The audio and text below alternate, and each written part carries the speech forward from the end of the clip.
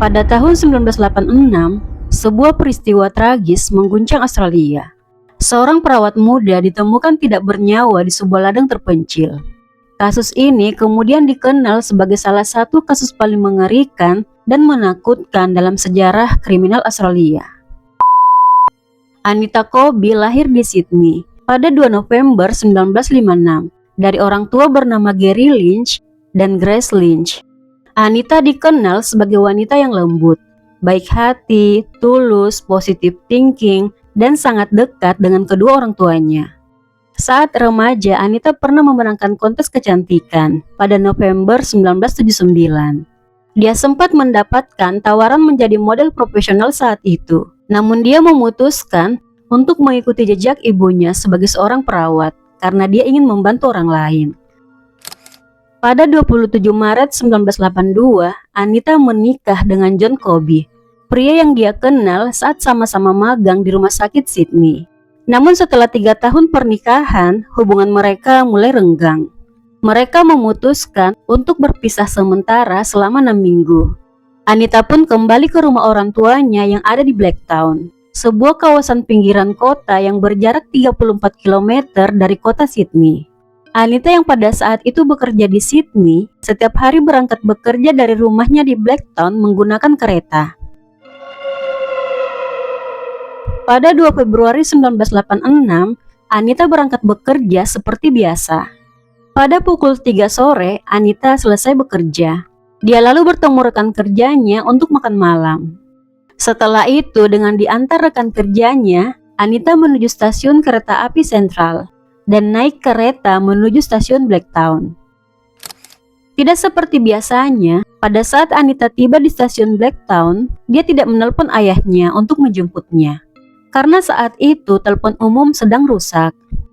Ketika Anita berjalan ke pangkalan taksi untuk naik taksi, dia juga tidak melihat satupun taksi di sana. Nah, karena Anita tidak bisa menghubungi ayahnya dan dia juga tidak menemukan taksi, jadi dia memutuskan untuk pulang sendirian dengan berjalan kaki, menyusuri Newton Road sekitar pukul 10 malam. Rumah Anita dari stasiun mungkin sekitar 40 menitan.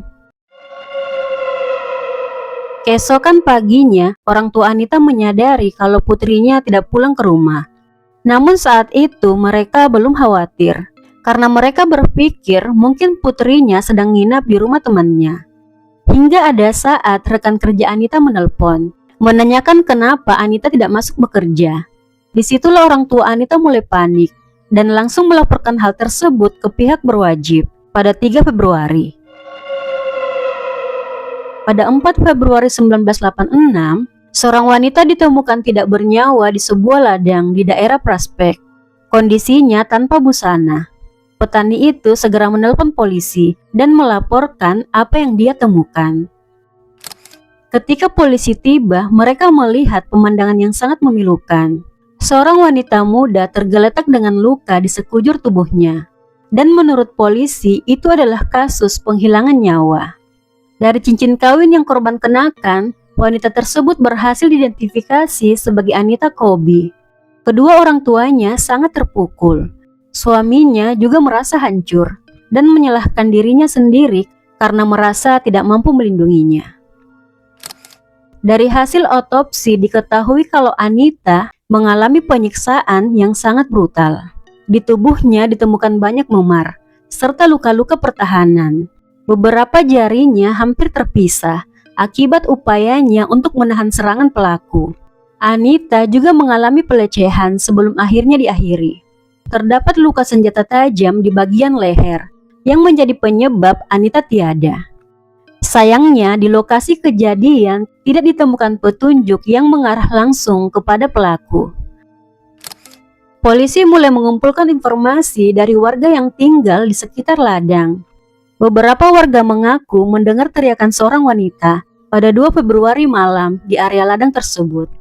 Namun saat itu suara tersebut tidak dihiraukan karena mereka mengira itu suara remaja yang biasa nongkrong di sekitar ladang. Nah, untuk mencari tahu siapa pelaku penghilangan nyawa Anita, polisi mulai mencari informasi dari orang-orang terdekat Anita. Orang tuanya, rekan kerjanya, teman-temannya termasuk suaminya. Awalnya polisi mencurigai John sebagai pelaku karena diketahui hubungan mereka saat itu sedang tidak baik. Tapi setelah polisi memeriksa lagi dengan teliti laporan otopsi Anita, mereka mencoret nama John sebagai terduga pelaku. Karena dari laporan otopsi itu, diketahui pelaku yang melakukan kejahatan keji pada Anita tidak hanya satu orang, tapi lebih dari seorang. Pencarian para pelaku mulai dilakukan besar-besaran, dan laporan seorang remaja pria pada malam kejadian menjadi petunjuk penting. Pada 2 Februari 1986 malam, setelah mendengar teriakan wanita dari luar rumahnya, seorang remaja pria bersama ibunya berlari keluar untuk mencari tahu apa yang terjadi. Remaja itu melihat sebuah mobil melaju dengan beberapa pria ada di dalam mobil tersebut.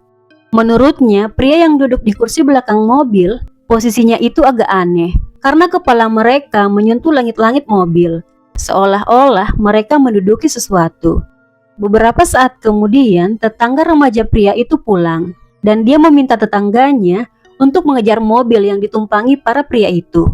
Dia khawatir telah terjadi penculikan wanita. Mereka lalu berkendara berkeliling daerah Blacktown untuk mencari mobil tersebut. Dan ada saat mereka melihat mobil yang serupa di dekat sebuah ladang terpencil. Namun saat mobil dan area sekitar diperiksa menggunakan senter, tidak ditemukan siapapun di sana. Sehingga mereka memutuskan untuk pulang dan mengira kalau mobil yang terparkir itu bukan mobil yang mereka cari. Remaja pria itu lalu memberikan deskripsi kendaraan yang para pria itu gunakan, yaitu sebuah mobil Holden Kingsway. Dua saksi lain juga memberikan informasi pada polisi. Mereka mengaku melihat dua orang pria memaksa seorang wanita masuk ke dalam mobil pada malam kejadian. Dan keterangan itu semakin menguatkan dugaan kalau Anita telah diculik sebelum diakhiri. Beberapa minggu kemudian, seorang informan polisi memberikan info kalau pada 2 Februari beberapa pria mencuri sebuah mobil, di mana mobil itu sama persis dengan mobil yang digambarkan para saksi. Informan tersebut memberikan 3 nama, yaitu John Travers, Michael Murdoch, dan Leslie Murphy. Ketiganya satu geng. Berdasarkan informasi tersebut, 3 pria itu langsung diamankan dan dibawa untuk diperiksa. Awalnya, polisi menanyai mereka terkait mobil curian yang digunakan pada malam kejadian. Saat ditanya tentang kasus Anita, Michael dan Leslie memilih bungkam. Namun ketika John Travers ditanya mengenai pisau bernoda merah yang ditemukan di mobilnya, dia spontan berkata bahwa dia tidak Anita.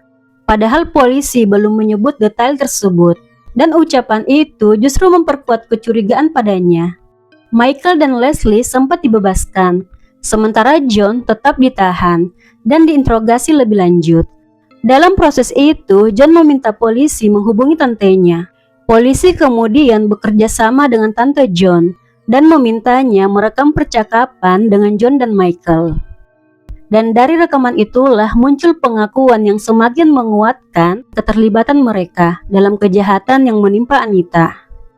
Setelah pengakuan itu, Leslie, Gary, dan Michael Murphy juga ditahan. Kelima pelaku merupakan warga Blacktown. Mereka tidak punya pekerjaan. Mereka menghabiskan waktu dengan mengkonsumsi barang dan minuman yang dilarang. Setelah mencuri mobil dan dalam keadaan mabuk, para pelaku melihat Anita berjalan sendirian. 2 pelaku keluar dari mobil dan memaksa Anita masuk ke mobil mereka. Ketika di perjalanan, Anita diminta untuk melepas pakaiannya. Anita saat itu menolak dan dia memohon agar dilepaskan. Anita bilang ke pelaku kalau dia telah menikah dan dia sedang halangan saat itu. Tapi para pelaku itu tidak peduli. Dengan kejam mereka menghantam Anita. Setelah itu Anita dipaksa untuk melakukan pada mereka. Ada satu momen ketika para pelaku berhenti untuk mengisi bensin di sebuah pom bensin. Saat itu Anita masih ditahan di kursi belakang mobil. Bahkan mereka membayar bensin tersebut menggunakan uang Anita. Perjalanan kemudian berlanjut, dan para pelaku terus menghantam Anita dengan kejam. Kemudian mobil pelaku berhenti di sebuah ladang terpencil. Anita yang sudah tidak mampu berjalan akibat luka-lukanya diseret oleh para pelaku melewati pagar kawat berduri menuju area ladang. Dan di tempat itulah Anita kembali mengalami serangan fisik dan serangan dari para pelaku. Setelah berjam-jam mengalami penyiksaan, para pelaku akhirnya memutuskan untuk mengakhiri Anita. Mereka tidak mau melepaskannya karena takut Anita akan melaporkan mereka ke polisi. John yang merupakan ketua geng mengambil keputusan itu. Dia mengeluarkan pisau dan menyerang Anita di bagian leher yang menyebabkan luka yang sangat parah hingga berujung Anita tiada. Setelah itu, para pelaku meninggalkan Anita di ladang. Mereka membawa pakaian Anita dan membakarnya untuk menghilangkan bukti. Kelima pelaku didakwa atas penculikan, pemerkosaan, dan penghilangan nyawa terhadap Anita Kobi. Persidangan mereka dimulai pada 16 Maret 1987. Berdasar bukti forensik, kesaksian para saksi, dan pengakuan pelaku selama penyelidikan, kelima pelaku terbukti bersalah atas semua dakwaan. John Travers, Michael Murdoch, Leslie, Gary, dan Michael Murphy dijatuhi hukuman penjara seumur hidup tanpa adanya pembebasan bersyarat. Pada 21 Februari 2019, Michael Murphy menutup usia di penjara. Sementara keempat pelaku lainnya masih menjalani hukuman mereka di penjara hingga saat ini.